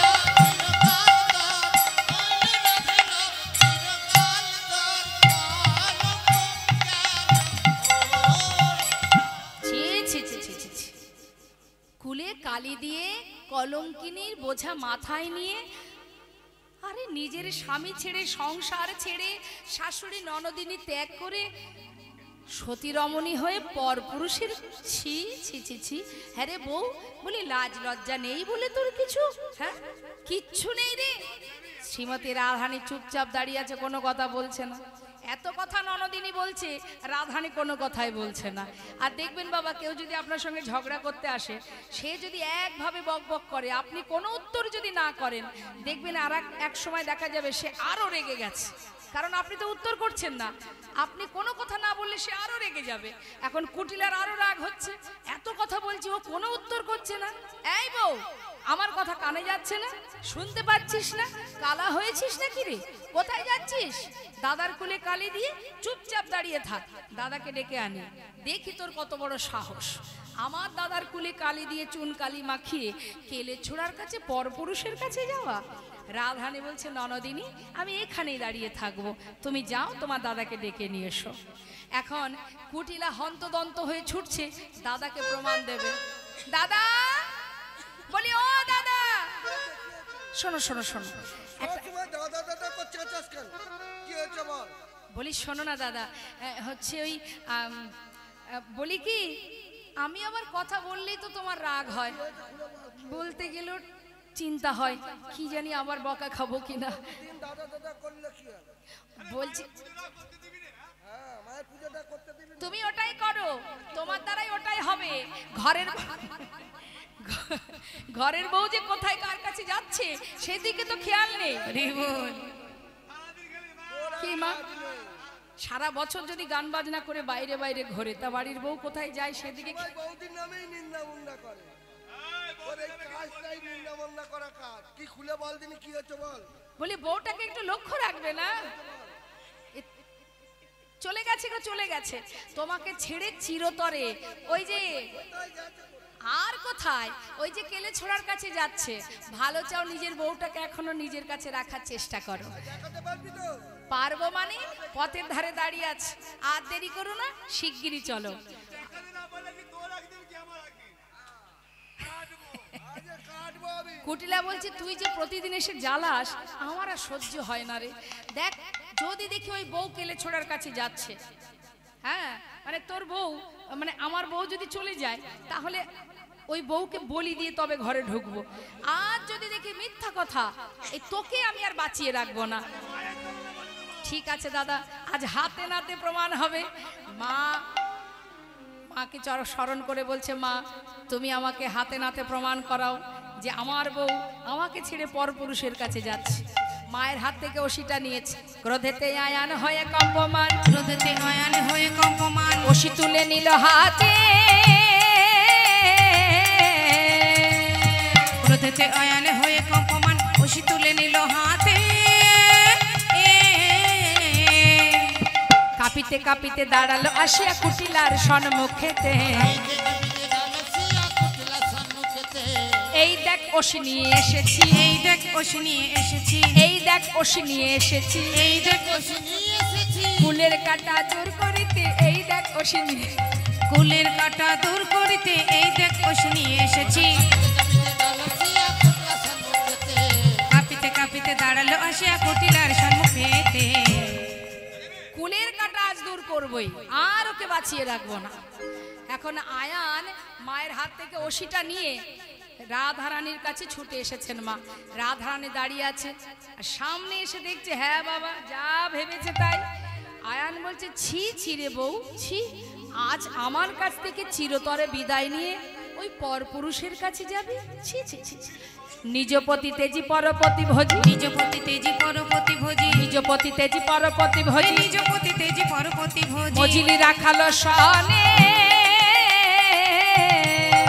ওই নিজপতি তেজি পরপতি ভোজি, মজিলি রাখালো সনে। তোর হলো পুণ্যকাল ঘুচাবো জঞ্জাল, এই ছিল তোর কপালে, হলো পুনকাল রাধে তোর প্রাণ নাশিব, রাধে তোর প্রাণ নাশিব, রাধে তোর প্রাণ নাশিব, কুলের কাটা দূর করিব, রাধে তোর প্রাণ নাশিব। তোর হলো পুনকাল ঘুচাবো জঞ্জাল, এই ছিল তোর কপালে। পাপের ভান্ডার পড়ে গেছে তোর, আর তোকে বাঁচিয়ে রাখবো না, তোকে এখানেই প্রাণে মারবো, মায়ের চরণে বলি দিয়ে তবে ঘরে যাব। আয়ান ক্রোধান্বিত হয়ে যেই না ওষি তুলতে যাবে, এমন সময় রাধারানী মনে মনে ভাবলেন এই তো সুযোগ আয়ানকে পুরাবের কথা মনে করানোর জন্য। তাই যোগমায়া যোগেশ্বরীকে স্মরণ করলেন। মা যোগমায়া সঙ্গে সঙ্গে গোবিন্দের সর্বাঙ্গে ধারণ করে কালী মূরতি হয়ে দাঁড়ালেন রাধারানী। আহা, রাধারানী অঙ্গে যেই না প্রবেশ করেছে মা যোগমায়া, কালী হয়ে দাঁড়ালেন রাধারানী। যেই না কালী হয়ে দাঁড়িয়েছে, মহাজন বলছে পদাবলিতে, নবকদম্বিনী যিনি রসের পরিপাটি, নবকদম্বিনী যিনি রসের পরিপাটি, নীল শাড়ি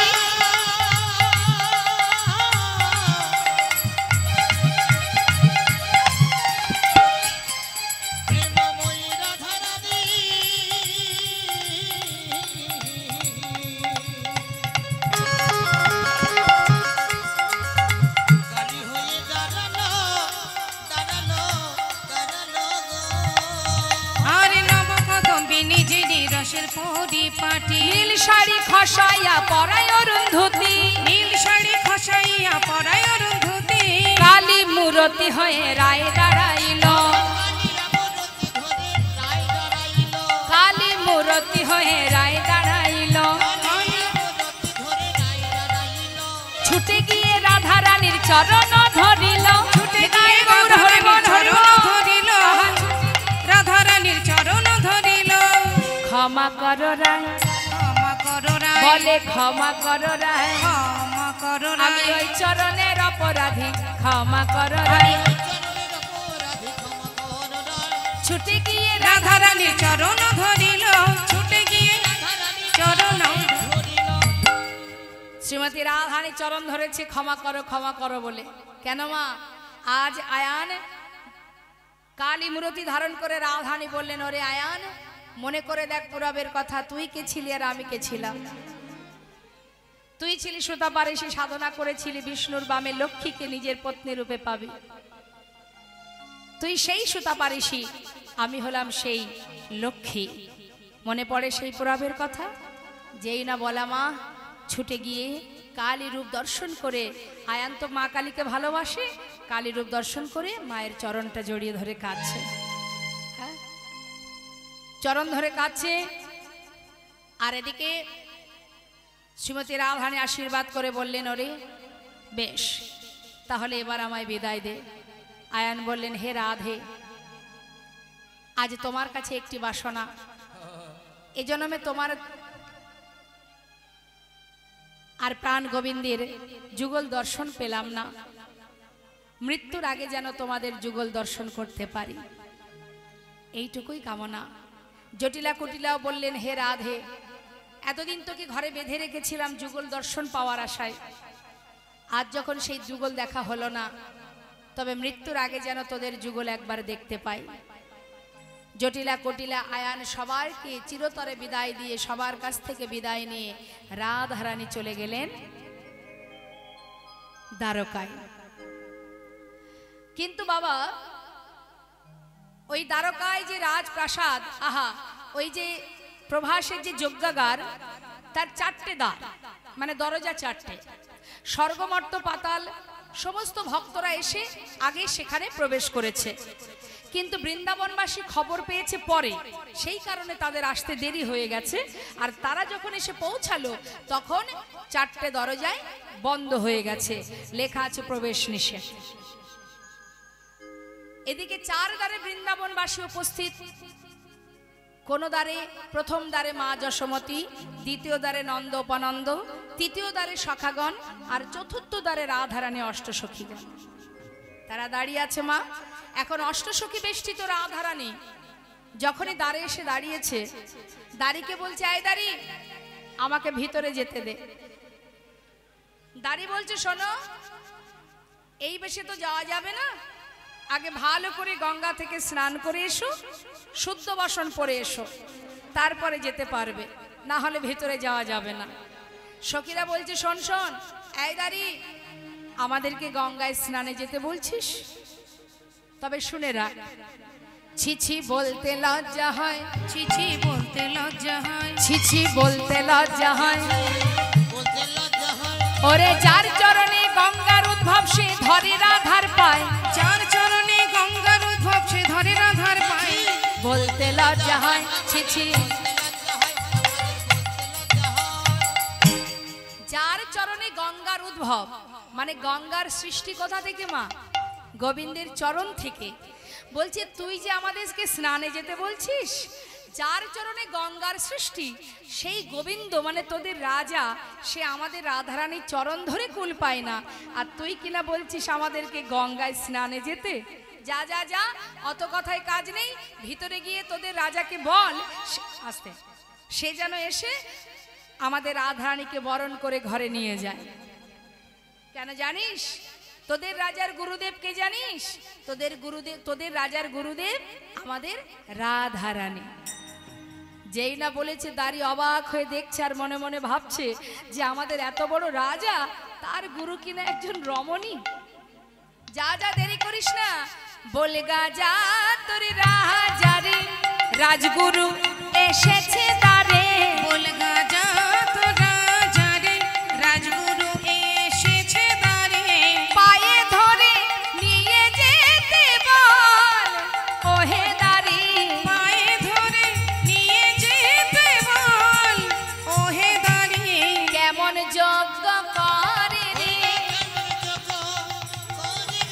তোদের রাজা গুরু বিনা কেমন রাজ্য করে রে।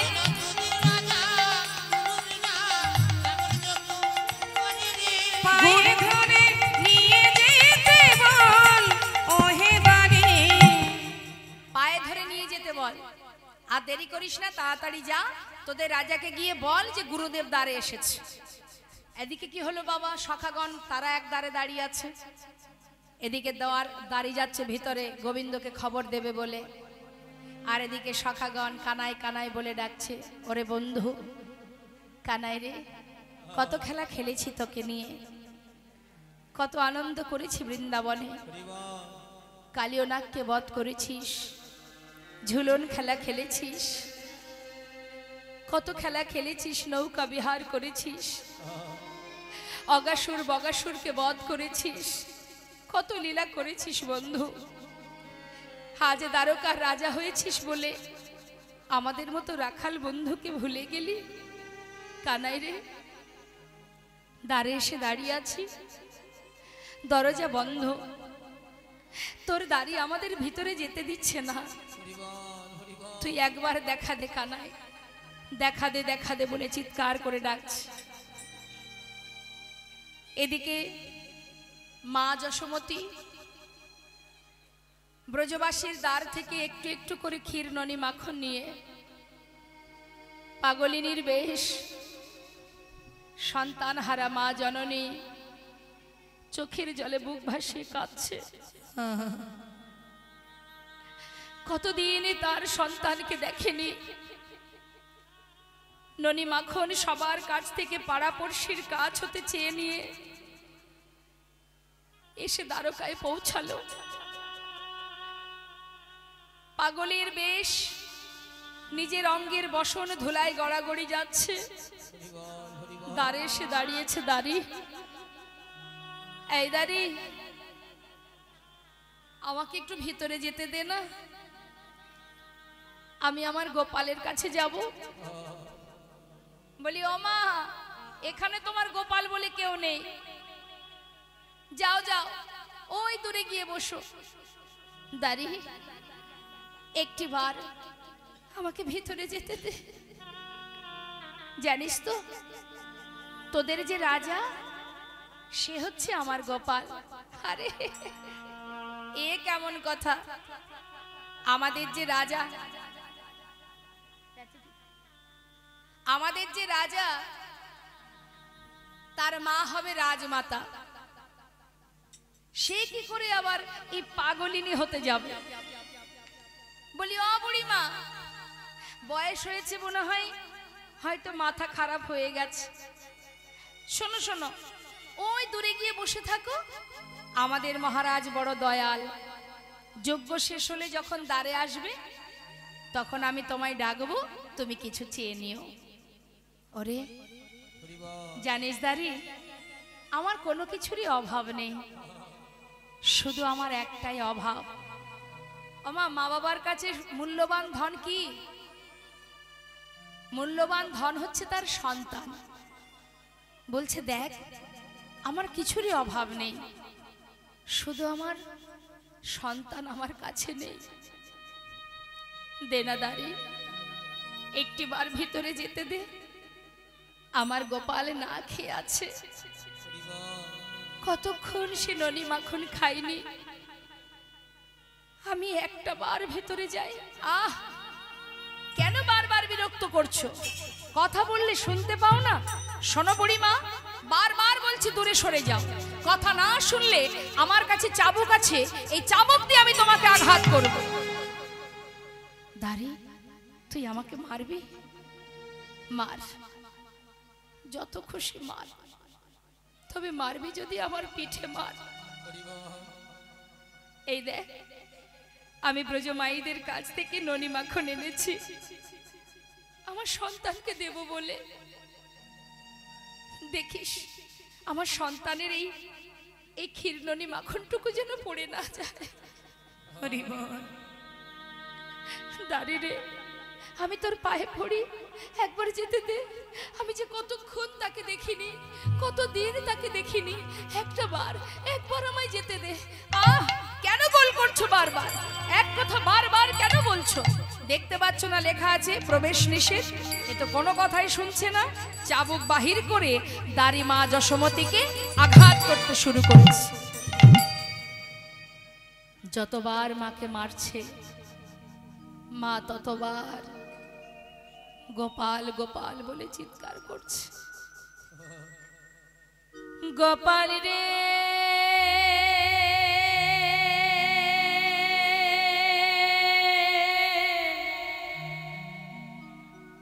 গোপাল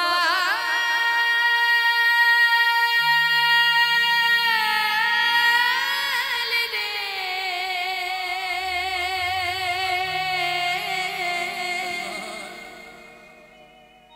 সারা দে গোপাল সারা দে গোপাল রে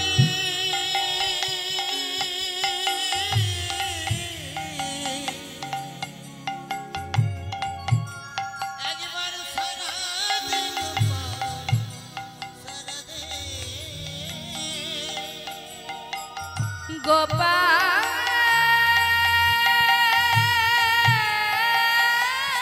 রে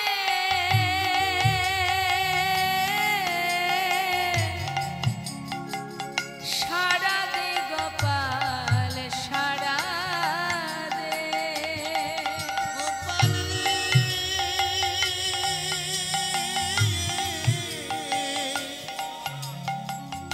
সারা দে গোপাল সারা দে অভাগিনী মাতো অভাগিনী মাতো রে অভাগিনী মাতো ফুকারে কাঁদে রে সারা দে গোপাল সারা দে গোপাল রে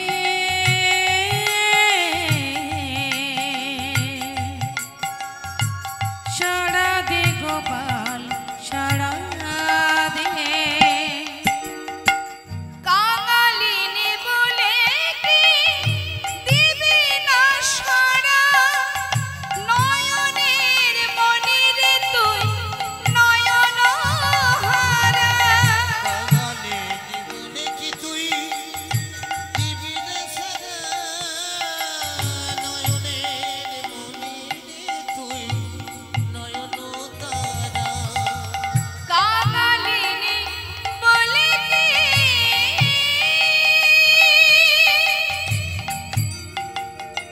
দিবি না সারা নয়নের মনিরে তুই নয়ন হারা কাঙালে বলে কি তুই দিবি না সারা নয়নে মনিরে তুই নয়ন হারা দেখিতে কি পাইব দেখিতে কি পাইব দেখিতে কি পাইব সেই নয়নে রে সারা দে গোপাল সারা দে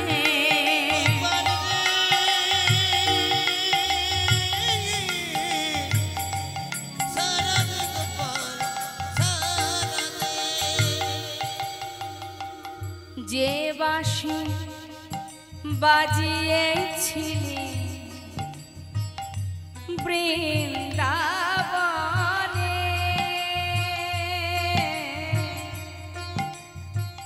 সে বাঁশি বাজা আবার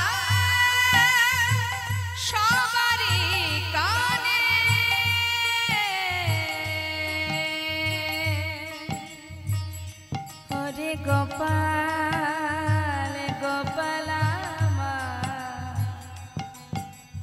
ওরে আমার ওরে আমার ওরে আমার নয়ন মনি একবার সারা দে রে ওরে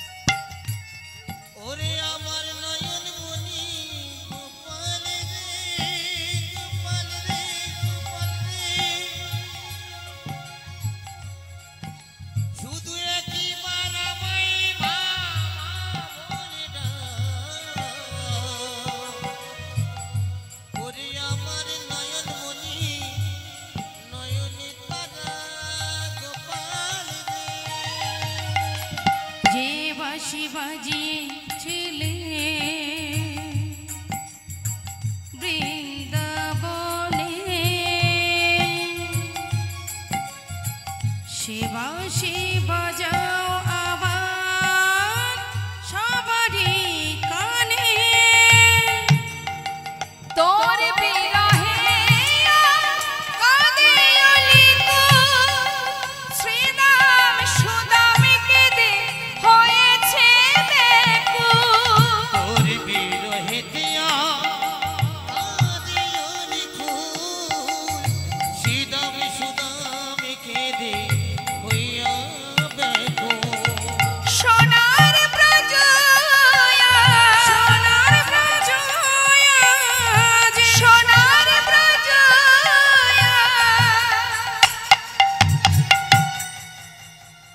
আধার হলো রে সারা রে গোপাল নিতাই গৌর হরে বল হরে বল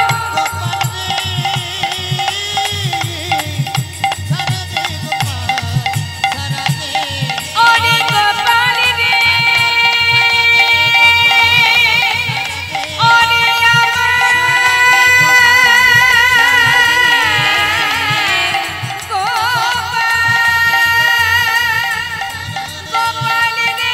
সারা দে গোপাল সারা দে ওরে আমার সারা দে গোপাল সারা নয়ন দে গোপাল রে সারা দে গোপাল সারা দে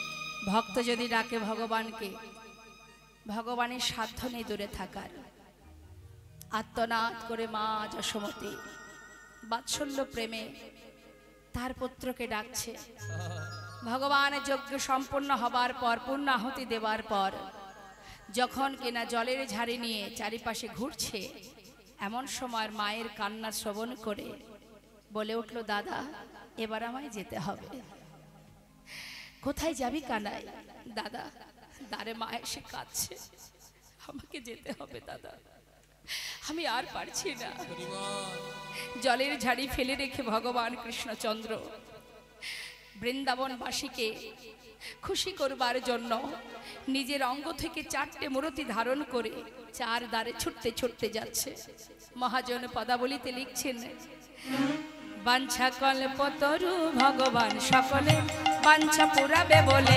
কল্পতরু ভগবান সকলে বাঞ্ছা পুরাবে বলে কল্পতরু ভগবান সকলে বাঞ্ছা কল্পতরু যাচ্ছে এক এক দ্বারে এক এক ভাবে তো কে কিভাবে দেখছে সখ্য প্রেমে সখাগণ দেখিতে পাইল সখ প্রেমে সখগণ দেখিতে পাইল ভাই কানাই বলে কাঁধে তুলে নিল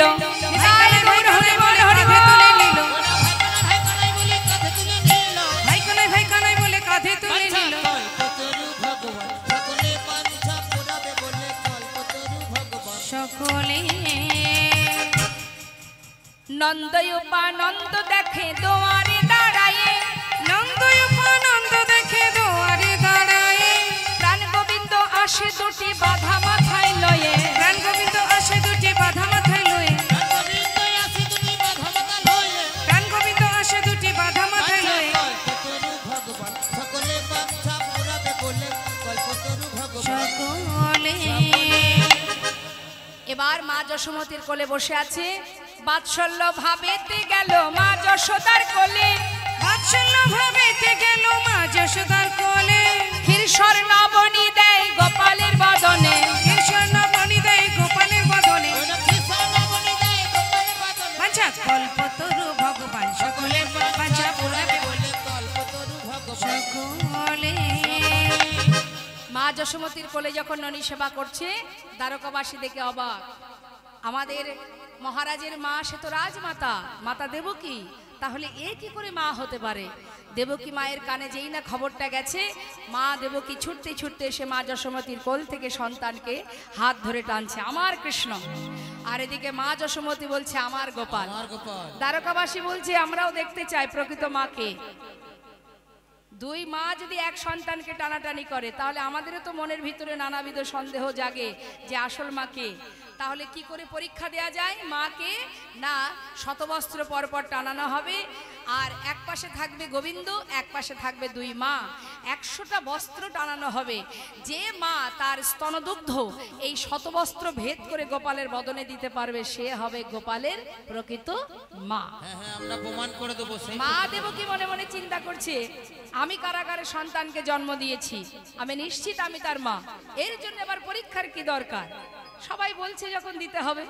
মা দেবকী গর্বভরে বলে উঠলেন, আমি আগে পরীক্ষা দেব, কারণ আমি কারাগারে জন্ম দিয়েছি, আমি তার মা। এটা হচ্ছে অহংকারের কথা বাবা। যেই না পরীক্ষায় দাঁড়িয়ে পরীক্ষা দিতে গেল, সঙ্গে সঙ্গে কি হলো? পরাজিত হলো মা।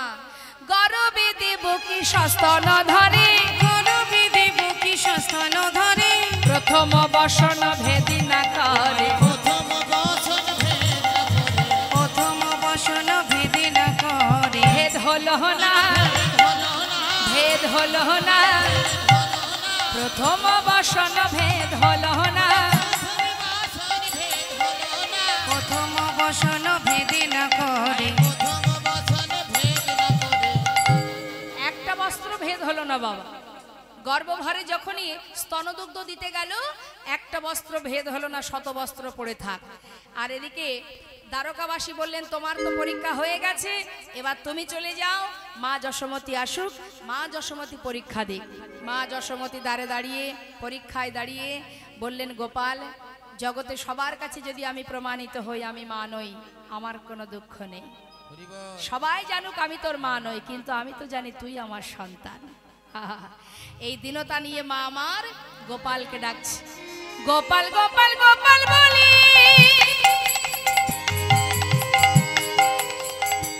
মায়া আমার কাঁদিতে লাগিল,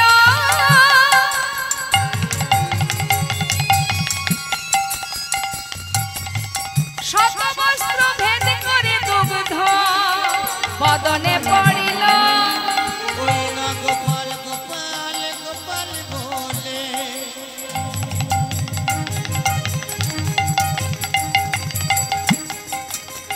আয় আমার কাঁদিয়া উঠিল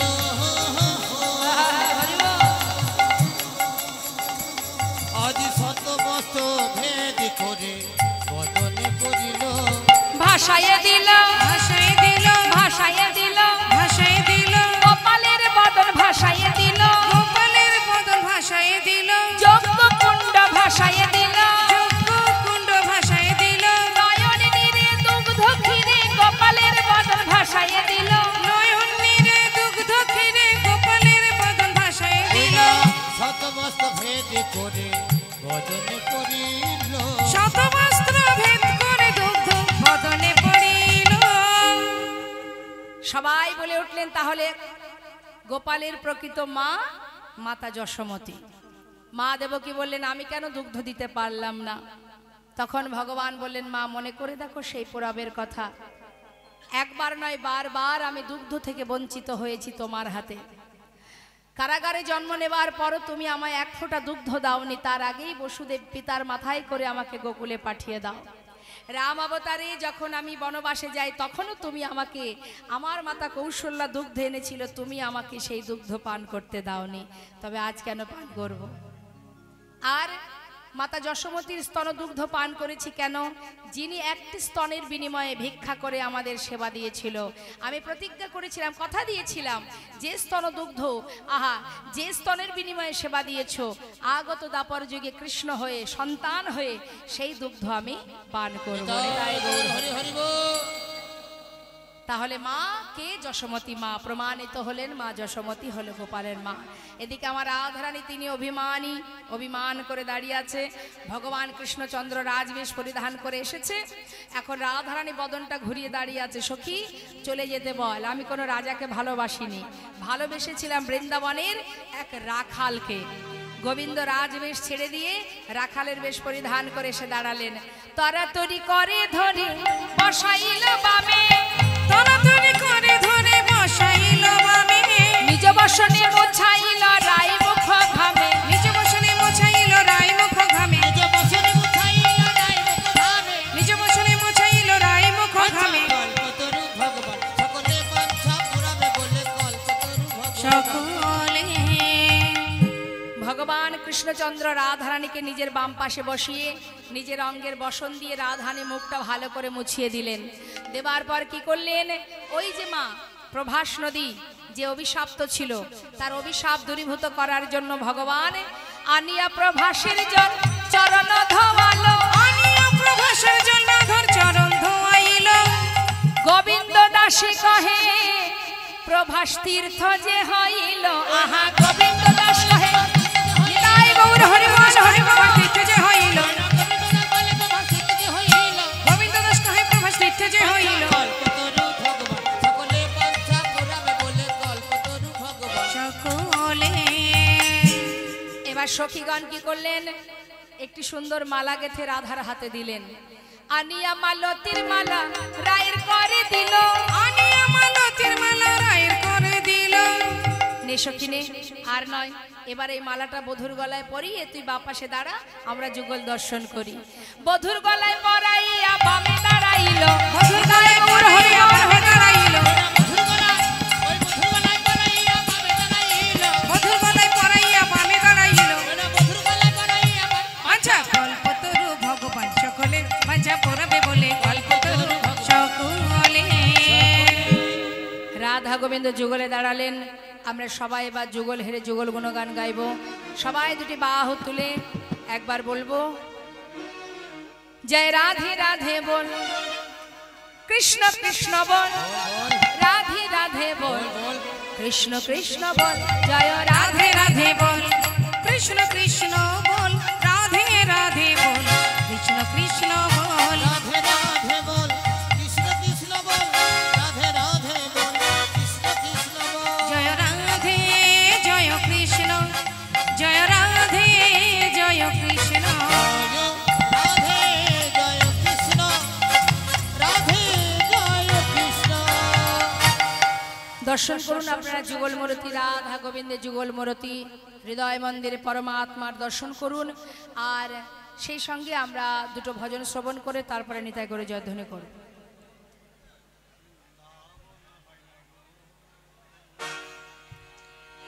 আমি বৃন্দাবনের পথে পথে আচ্ছা গাইব রাধে রাধে না,